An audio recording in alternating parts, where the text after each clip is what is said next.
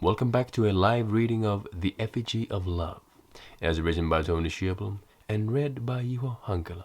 This is Chapter 13, Angelic Ascension. Since Endrik was born, he had had two teachers in his life, the first of which had been his caretaker Myrtle, a paragon of virtue, having been a part of his life from the moment he had sprung forth between his mother's legs, teary-eyed and smiling at crying babe, as if he was a gift from God. Through all of his life, she had showered him with love and care, and had tried her best to sow seeds of hope and virtue in him. At first glance, it might seem foolish to do such a thing, considering the cruel world they lived in. Yet, at this point in life, Endrik had learned to appreciate it greatly. It was a gift no one could take away from him. As if lulling the boy into a false sense of security, making him think that his life at the castle would be like the lives of the ones in his fairy tales.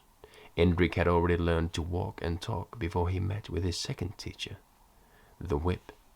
It was a tool for driving the lessons home by force. He didn't learn through other means, or fast enough. A horrible contrast to Myrtle's warm embrace and guiding hand, especially for an innocent child.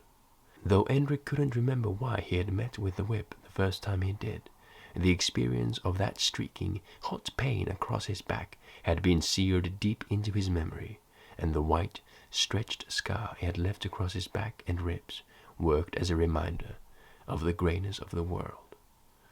That first, painful lesson had added, or rather unlocked, something primal in his being, something necessary to survival in this grey world.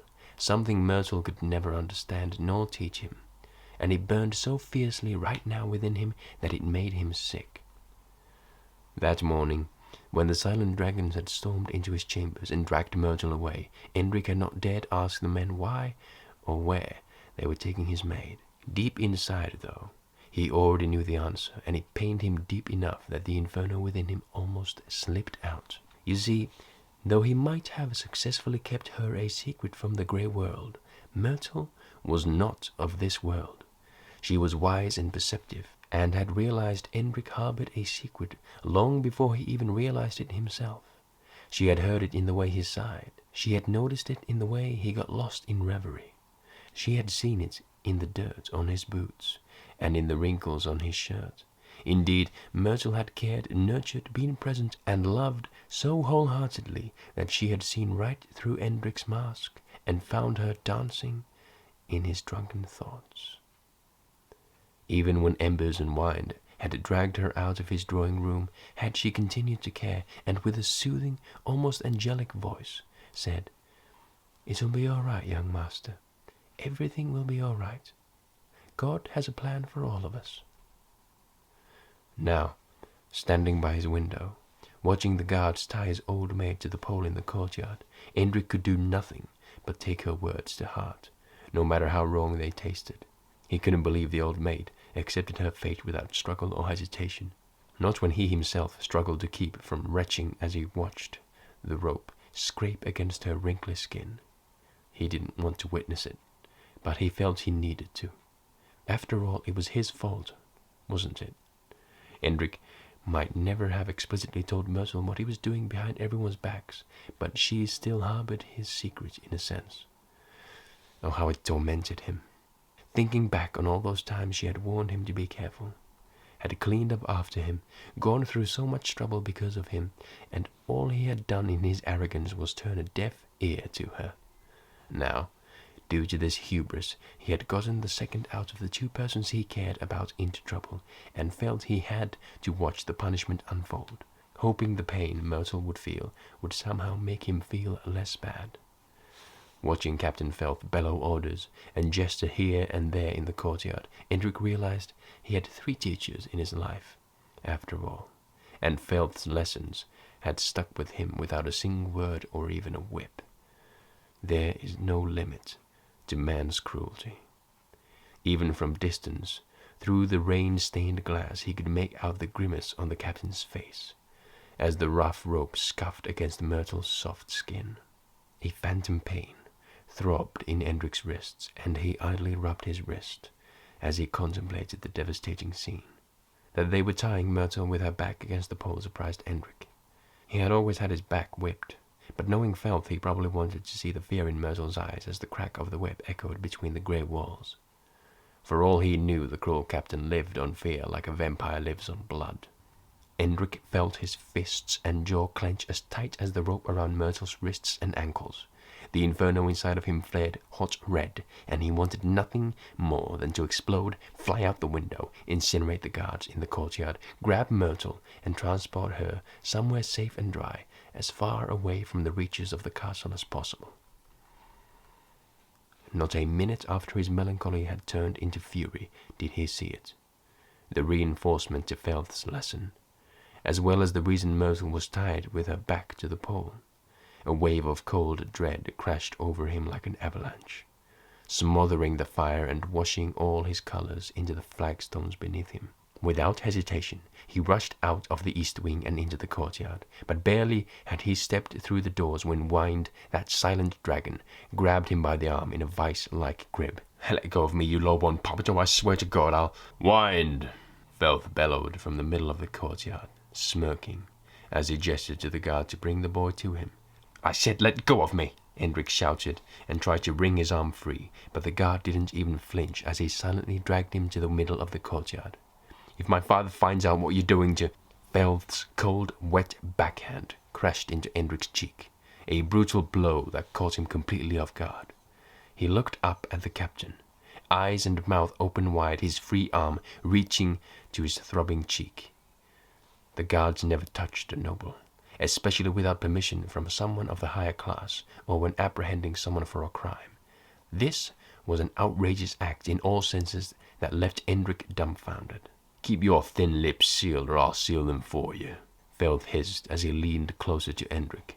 "I don't want anything to ruin the show."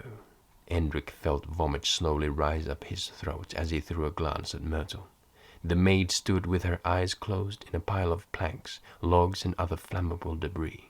In her mind, she was already in a better place, but in truth, she was in the worst place possible.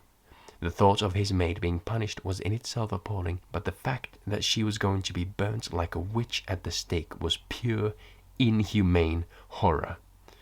The recent flagellant feeling that he had to watch the maid receive her punishment had passed like the morning mist. Now, knowing this was all his fault, he wanted nothing more than to get away from here and never return, even if it meant leaving Myrtle all alone in the cruelest of places.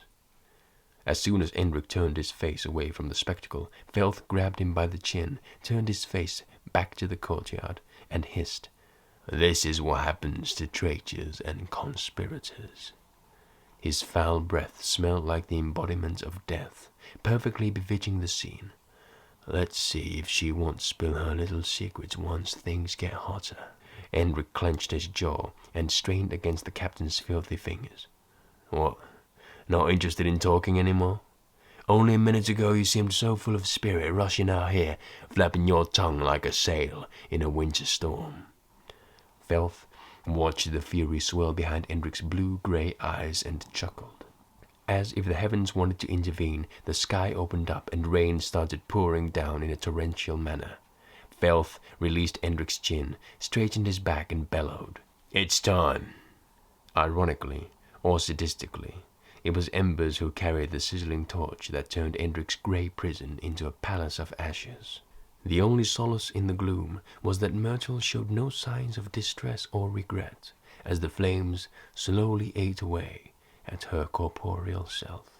The scene was as peaceful as it was macabre, and Endrik only hoped that somehow God had seen his angel tied to the pole and had taken her soul to the heavens above before the flames had touched her. Though it felt as if the fire burned forever, eventually the cruelty passed. Standing in the courtyard with the ashes of his only lenient teacher floating over the flagstones beneath his feet, Endrik took one last look at her charred corpse. She was still smiling, always had and always would. One last lesson to be learned from her. "You're lucky it's raining, or you'll be cleaning that mess up yourself." Felth spat on the ground, his disgusting, tar-like phlegm floating next to Endrik's vomit. "Men, Dry yourselves up and ready yourselves for the night." Endric shut out the whole world around him, having had enough of that terrible man's roars and those hideous monsters around him that followed his every command, no matter how cruel or wrong it was.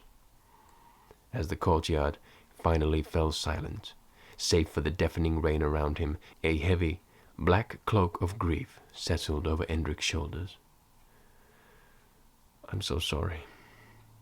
I'm so sorry," Endric repeated to himself over and over again, streaking tears mingling with the rain as he stared at his feet.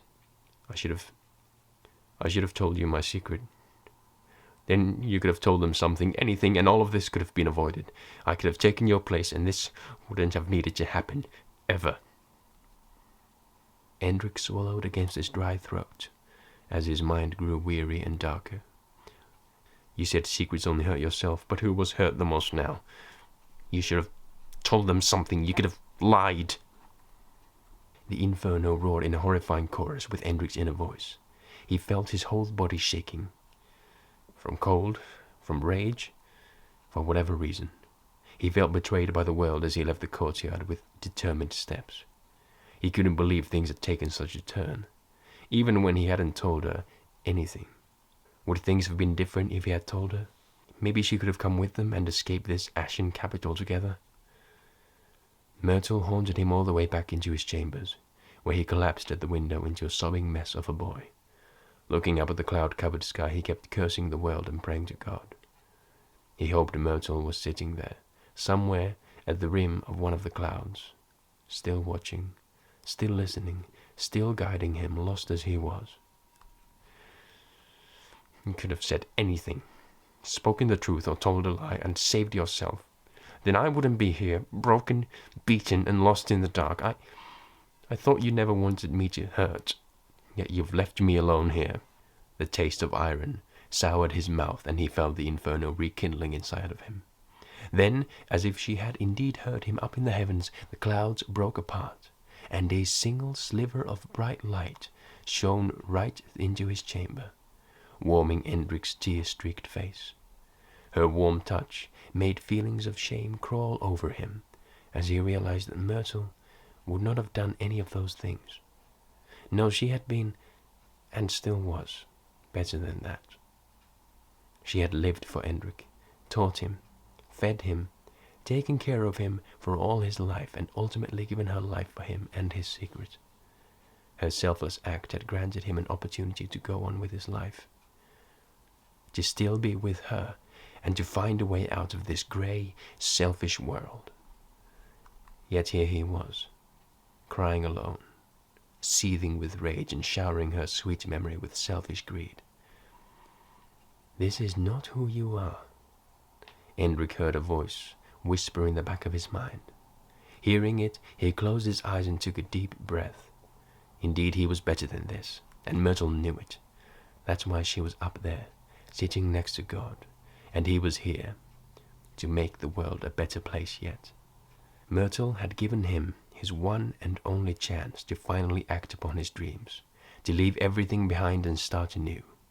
In this castle called home there was now nothing left, no reason to stay whatsoever. The last light that had once shone in the dark hallways now shone in heaven, and would serve to light the way for Endric and her in their escape from the grey. "I will follow your light and keep you in my heart, where you can finally meet her." When Endric opened his eyes, the silvery light had disappeared behind the clouds, and a perfect tranquility had settled in the dark room. In the distance, the soothing song that was the memory of her echoed, beckoning for him to come and find her.